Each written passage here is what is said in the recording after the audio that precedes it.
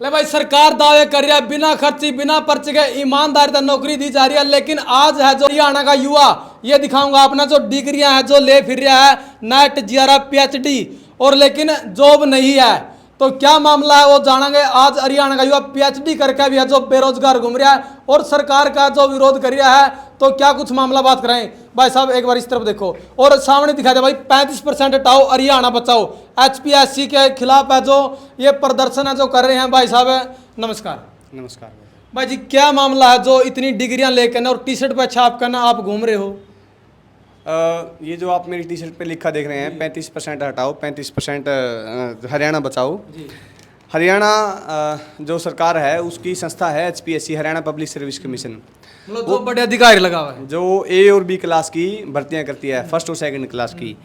इसमें पहले क्या था, पहले मानो 100 पद हैं और किसी ने आपने पेपर दिया, मैंने पेपर दिया। अगर हम लोग पहले 200 यानी 2 गुना लोगों में आते हैं तो हमको इंटरव्यू के लिए बुला लिया जाता था। अगर हम इंटरव्यू के बाद मेरिट में आते हैं तो हमको नौकरी दे दी जाती थी। अब हरियाणा पब्लिक सर्विस कमीशन ने क्या कर दिया है कि आपको 150 नंबरों में से 52.5 यानी 35% नंबर लेने हैं। अगर आपके 52.5 नंबर नहीं आए तो आपको इंटरव्यू के लिए भी कॉल नहीं किया जाएगा। और वो 52 नंबर जो हैं वो तय कौन करता है कि देने के नहीं देने हैं, वो एचपीएससी तय करती है। एचपीएससी कैसे तय करती है, मानो ये 2 पेपर हैं और इसके क्वेश्चन, मानो भाई साहब बैठे हैं, ये बहन जी बैठी हैं और जो है साथी बैठे हैं, इवेल्युएटर हैं अलग अलग। एक क्वेश्चन किसी के पास, दूसरे क्वेश्चन किसी के पास भेज देते हैं पीडीएफ बना कर, या फिर एचपीएससी ने जो इवेल्युएशन सेंटर बनाया है वो वहाँ पे बुला लेते हैं, वहाँ पे स्क्रीन पे दिखाएंगे। और आपको जो है कागज़ पे मार्किंग नहीं होती है, वो डिजिटली स्क्रीन पे मार्किंग करवाते हैं। जो एचपीएससी अगर चाहे 6 का 9 बना सकता है, 5 का 3 बना सकता है, 8 का 3 और 5 का 8 और 3 का 8 बना सकता है। वो कैसे बना सकता है, उसका तो ऑब्जेक्शन भी लगा सकते हैं क्योंकि ऑप्शन टाइप नहीं है। ये जो लिखित का जो पेपर है जो मैंने 150 नंबर का बताया था, 2 पेपर हैं। पहला पेपर ऑब्जेक्टिव होता है, उसमें फेयर है, ट्रांसपेरेंसी है। लेकिन जो दूसरा पेपर होता है, मैंने चेकिंग का जो प्रोसेस बताया है, उस प्रोसेस में सरासर धांधली चलती है। एचपीएससी में एक ऐसी टेबल है जो ये तय करती है किस विषय में कितने बच्चे पास करने हैं और कितने बच्चों को नौकरी देनी है और कितने बच्चों को सर्टिफिकेट के माध्यम से सर्टिफिकेट की कमी के कारण उनको बाहर निकालना है। ऐसी टेबल है एक, और वो टेबल है, इन्होंने उस टेबल का जरिए क्या बनाया, इस 35% को। आपको कहते हैं आपके पास डिग्री है, आपने अभी बताया कि भी नेट है, जेआरएफ है और पीएचडी भी है, लेकिन नौकरी नहीं है। जिन लोगों को फेल किया गया है वो लोग टॉपर हैं यूनिवर्सिटीज़ के, AIR रैंक उनकी यूजीसी नेट जो असिस्टेंट प्रोफेसर के लिए मिनिमम क्वालिफिकेशन है, वो उन्होंने 4 बार 5 बार 6 बार 7 बार 8 बार 9 बार क्लियर किए हुए हैं। मेरा खुद का 4 बार यूजीसी नेट क्वालिफाई है। हमें ये होता है कि यार हमारे 35% नंबर नहीं आए, लेकिन जब बाद में पता चलता है कि इंग्लिश विषय में 613 पोस्ट थी जिसमें से सिर्फ 151 बच्चे पास किए गए थे। अच्छा भाई साहब एक मिनट, जो आपने बताया कि 35% के नाम से जो फाइल करे जाने लग रहा है, तो और भर्ती किसने करा है? भर्ती करे जाते हैं बाहर के लोग। मैं अभी बता रहा था आपको इंग्लिश विषय का हाल क्या है। 151 बच्चे पास करे 613 सीटों पे और उनमें से 135 को नौकरी दी। 135 में से सामान्य जो सीटें सामान्य वर्ग की 125 बच्चे लगाए, उनमें 100 बच्चे बाहर के थे। पंजाबी विषय की जो 13 सीटें सामान्य वर्ग की 13 लोग बाहर के लगाए। क्या हरियाणा में अम्बाला से लेकर सिरसा तक कोई भी आदमी पंजाबी का विषय का ऐसा नहीं है कि जो पेपर पास कर सके, 35% नंबर ले सके? ऐसा तो नहीं हो सकता। आप सरकार ये कहती है कि हमारे बच्चे भी लगते हैं। सदन में ये बात कही मुख्यमंत्री जी ने, और रणबीर गंगवा जी ने, कैबिनेट मंत्री हैं जो, उन्होंने प्रेस कॉन्फ्रेंस करके ये बात कही कि हमारे बच्चे भी बाहर लगते हैं। मुख्यमंत्री जी भी और रणबीर गंगवा जी भी ये बात बताएं कि किस वैकेंसी में, राजस्थान की, हिमाचल की, पंजाब की, यूपी की, बिहार की, उत्तराखंड की में जहाँ 100 पोस्ट हो सामान्य वर्ग की और 100 के 100 बच्चे बाहर के लगे हों, कहीं 1000 पोस्ट हो, 1000 में से 900 बच्चे बाहर के लगे हों। ये सरासर जो है हरियाणा के शेड्यूल कास्ट के साथ और बैकवर्ड वर्ग के साथ, यहाँ तक कि हरियाणा का जो सामान्य वर्ग है उसके साथ भी धोखेबाजी हो रही है इस 35% की पॉलिसी के नाम पे। इंग्लिश बाहर के जो आपने बताया भाई बाहर के लगे हैं, तो बाहर कितने परसेंट लगा, क्या कंडीशन उसकी बाहर के लगने की? बाहर के लगने के लिए भी सेम कंडीशन है, सेम क्वालिफिकेशन उनकी है, सेम क्वालिफिकेशन हरियाणा के लोगों की है, लेकिन हरियाणा के लोगों को जो जानबूझ के बाहर किया जा रहा है। अब आप ये भी पूछिए, ये भी पूछिए कि जो बाहर के लोग हैं किन को लगा रहे हैं, बाहर के लोग वो लगा रहे हैं ये। आप सोचिए 2014 से पहले इनके पास हरियाणा में आरएसएस का कैडर नहीं था, और आज तक भी वैसा कैडर तैयार नहीं कर पाए ये जो यूपी, बिहार और जो और दूसरे प्रदेशों में है इनका।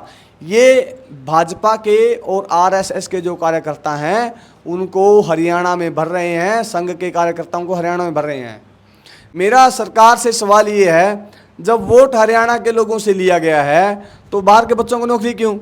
चलो तो भाई देखो, जो सरकार दावा कर रही है कि बिना खर्ची बिना पर्ची के नौकरी दे रही है, वो डी ग्रुप है, कल लगे डी ग्रुप वाले लगे, लेकिन जो मैन भर्ती है, जो एचपीएससी की बात आवा है, तो उसमें भाई साहब बिल्कुल दावे के साथ कह रहे हैं कि सारे के सारे जो आरएसएस के हैं, जो बीजेपी के हैं, जो संघ के लोग हैं, जो बाहर के अदर स्टेट के हैं, उनको भर्ती किया जाने लग रहा है। लेकिन उसके बाद भी है जो हरियाणा के लोगों को अब तक भी है जो इसकी जानकारी नहीं है, जानकारी तो जागरूक नहीं है, जागरूक तो आवाज नहीं उठा रहे। तो भाई साहब आप क्या प्रयास कर रहे हो कि लोगों को बतावा, यह बात समझ में आवा है?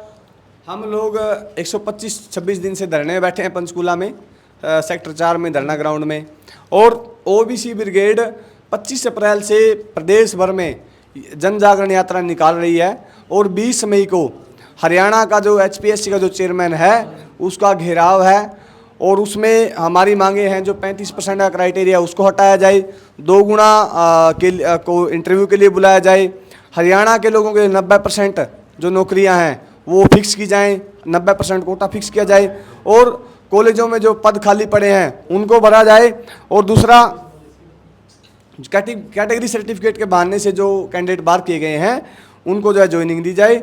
और 1984 के बाद हरियाणा के कॉलेजों में लाइब्रेरियन की एक भी पोस्ट पे भर्ती नहीं हुई है। जो लाइब्रेरियन की खाली पोस्ट हैं, जो हरियाणा कॉलेजों में लाइब्रेरी हैं, उनका बुरा हाल हुआ पड़ा है। आप उनकी पोस्ट भरें, और ताकि हरियाणा की जो शिक्षा व्यवस्था है वो सुचारू रूप से चलती रहे। लेकिन भाई साहब आपने जो 35% बताया कि 35% हटाओ, अगर 100 में से 35 नंबर आओ है तो वही शिक्षक लगेंगे, वही इस लाइन में आओगे? ऐसा नहीं है गुरुजी, मैं आपको ये बता रहा हूँ, जो 4 बार, मैं 2 बार all India category, all India rank में 10 जो बच्चे हैं सीखे में, उनमें नाम है मेरा यूजीसी नेट के लिए, पीएचडी की हुई है। आप सोचो मेरे 35, चलो मैं मान लेता हूँ, मैं प्रैक्टिस में नहीं हूँ, जो लोग टीचर हैं, जो लोग गेस्ट फैकल्टी में, एक्सटेंशन लेक्चरर, कॉन्ट्रेक्चुअल पढ़ा रहे हैं, उनके 35% नंबर नहीं आ सकते यार, कैसी बात कर रहे हैं? चेयरमैन जो है कैसी बात कर रहा है कि वे आपको और चेयरमैन से जब पूछा गया कि सर ये हमारे साथ क्या किया, तो उनका जवाब था कि आपके जो शिक्षा व्यवस्था है, जो आपके टीचर हैं, वो उन्होंने आपको 35% नंबर लेने के काबिल नहीं बनाया। तो सवाल मेरे से है, या फिर ये जो शिक्षा व्यवस्था है, हमारा जो शिक्षा का मंत्री है उससे होना चाहिए, या फिर हमारे से होना चाहिए? भाई हमारी शिक्षा व्यवस्था में खामी है, भाई हमारे 35% नंबर नहीं आए, तो फिर सवाल किस पे है? ये हरियाणा के लोगों को कैपेबल किसने बनाना है, काबिल किसने बनाना है? हमारी शिक्षा व्यवस्था ने बनाना है। अगर हमारी शिक्षा व्यवस्था के अंदर खामी है, आप लोग 11 साल से सत्ता में बैठे हैं, आपने क्या सुधार किया है? मतलब आपने कोई काम नहीं किया, आपने तो शिक्षा व्यवस्था को उजाड़ा है। सदन में जब कांग्रेस ने ये मुद्दा उठाया, विपक्ष की भूमिका में है कांग्रेस, तो सरकार का जवाब था कि इनके समय पे भी होता था, भाई साहब जब ये खराब थे तो जब तो तमने लेकर आयु रहा है, फिर इनकी के इन्हें नहीं दिए जाते, जो तमने भी ये करना था तारीख की जरूरत की। भैया आपसे कुछ उम्मीद थी तभी तो लेके आए, अगर आपने भी यही करना है फिर आपके बैठे रहने का क्या मतलब है? वहाँ पे आप अगर कोई 11 साल में सुधार नहीं कर पाए शिक्षा व्यवस्था में, तो मैं ये मानता हूँ कि ये सरकार फेल है, और खुद का दोष, खुद की गलती दूसरों पे मरते फिर रहे हैं ये। तो जो एचपीएससी की नौकरियों की बात है, तो कितनी नौकरियां जो हरियाणा बच्चों को मिली है टोटल? मैं ये कह रहा हूँ, जो सामान्य वर्ग की जो सीटें हैं उनमें से 70%, अगर सारे विषयों की बात करें, 70% जो वैकेंसियाँ हैं वो बाहर के लोगों को दी गई हैं। सिर्फ 30% जो सामान्य वर्ग के लोग हैं, हरियाणा के जो टोटल वैकेंसी हैं 30% वैकेंसियाँ ही हरियाणा के लोगों के हिस्से में आई हैं। और जहाँ तक शेड्यूल कास्ट और बैकवर्ड की बात है, उनकी पोस्ट तो खाली छोड़ी जा रही हैं। इंग्लिश विषय में 120 सीटें एससी की थी, उनमें से 117 सीटें खाली छोड़ी गई। और इंग्लिश विषय की ही 121 सीटें बैकवर्ड क्लास की थी, पिछड़ा वर्ग की थी, उनमें से जो है 115 सीटें खाली छोड़ने का काम किया है। हमारे साथ जो आरक्षण है वो तो कागजों में तो दे दिया, कागजों में ख़त्म नहीं कर सकते, डायरेक्ट आरक्षण पे हमला नहीं कर सकते, क्योंकि इनको पता है अगर आरक्षण डायरेक्ट ख़त्म करने पे आए तो एक बहुत बड़ा आंदोलन होगा। तो फिर ये वैकेंसी खाली छोड़ छोड़ कर न इनडायरेक्ट ये कहते हैं कि जो पोस्ट तो हैं हम तो दे रहे हैं, लेकिन आपके पास बच्चे नहीं हैं। इंग्लिश विषय में डीएससी वर्ग की 60 सीटें हैं और 80 बच्चे थे, 80 के आसपास बच्चे जो क्वालिफिकेशन थी उनके पास, मिनिमम क्वालिफिकेशन जो चाहिए यूजीसी नेट, और इवन जो पीएचडी कर रहे हैं और पीएचडी किए हुए हैं, ऐसे ऐसे बच्चे हैं, लेकिन जो एक बच्चा पास किया सिर्फ इन्होंने। ओएससी की सीटें 60, उनके 120 के आसपास बच्चे थे जिन्होंने पेपर दिया हुआ था मेंस का, उनमें से 2 बच्चे पास किए हैं। आप सोचो बैकवर्ड के 121 सीटों में 150 के आसपास बच्चे का उस पर जो है कंटेस्ट कर रहे थे, 6 बच्चे पास किए गए। ऐसा कैसे? सारे निकम्मे हो गए, एक आदमी निकम्मा हो गया, आप निकम्मे हो गए, मैं निकम्मे हो गए, सारे निकम्मे थोड़े हैं यार। इन्होंने तो पूरे हरियाणा को ही निकम्मे साबित करने पे जोर लगा दिया। तो भाई साहब इसके लिए क्या प्रयास करो? कोई धरना प्रदर्शन? धरना प्रदर्शन मैंने बताया, सेक्टर 4 में पंचकूला में धरना चल रहा है 125 दिन से, और ओबीसी ब्रिगेड के नेतृत्व में जन जागरण यात्रा निकाली जा रही है, जो गांव-गांव घूम के लोगों को बता रहे हैं, शेड्यूल कास्ट और बैकवर्ड को बता रहे हैं कि आपसे आपके चेहरे दिखा करके जो इनके गुलाम हैं, जो आपको बताएगा आपके नुमाइंदे नहीं, असल में ये आपके नुमाइंदे नहीं हैं, ये आरएसएस के, संघ के, भाजपा के गुलाम हैं, ये जो आपकी बात नहीं करते। वोट तो आपको एक के ले लिया गया कि ओबीसी का सीएम बनाएंगे और डीएससी को अधिकार देंगे, लेकिन जब ओबीसी को और डीएससी को, एससी को अधिकार देने की बात आई और जब उनसे पूछा गया कि सर एससी ओबीसी की सीटें खाली जा रही हैं, तो ये कहा गया कि मेरे से जो है एससी ओबीसी की बात मत करो। और वही मुख्यमंत्री पंजाब में आज ये कह रहे हैं कि ओबीसी के लोगों इकट्ठे हो जाओ, अगर आप लोग इकट्ठे हो गए तो जो है बीजेपी को जीतने से कोई नहीं रोक सकता पंजाब में। ओबीसी के नाम पे फिर से पंजाब में वोट मांग रहे हैं। मैं तो पंजाब के लोगों से भी आपके माध्यम से अपील करता हूं कि इनके झांसे में ना आए, ये कुछ नहीं है, इनको सिर्फ हंसने के लिए, खिरखिर करने के लिए रखा हुआ है, बाकी इनके पास जो है कोई ताकत नहीं है। तो 20 तारीख को कोई विपक्ष का नेता भी आओगा? नहीं, ये इसमें ये राजनीतिक प्रोग्राम नहीं है। अगर कोई अपनी इच्छा से आना चाहे वो आ सकता है, लेकिन हम किसी के पास जो है कोई विशेष निमंत्रण लेकर नहीं जा रहे कि जो है हम विपक्ष के लोगों को बुलाएं ना बुलाएं, ऐसा नहीं है। कोई सब क्या अपील करना चाहोगे हरियाणा की जनता से? मैं तो हरियाणा की जनता से ये अपील करना चाहता हूँ, 20 तारीख को ज़्यादा से ज़्यादा संख्या में गाड़ियों में, ट्रैक्टर में, ट्राली में एचपीएससी का जो चेयरमैन है उसका घेराव करें और हरियाणा के लोगों के जो अधिकार हैं उनको बचाने में अपना योगदान दें। धन्यवाद भाई साहब। तो भाई जी गुरमेल डाबी जी हमारे साथ हैं, जो बातचीत करिए, जो एचपीएससी का जो बच्चों के साथ जो स्कैम हो रहा है, जो आज है जो बच्चों को नौकरियां नहीं मिल रही, बाहर के बच्चों को बताया कि नौकरियां मिल रही है, तो आपके क्या कुछ विचार अपने कमेंट में देने हैं। मिलांगे अगली वीडियो में। जय हिंद, वंदे मातरम। इंट्रो करो, वीडियो बना दी।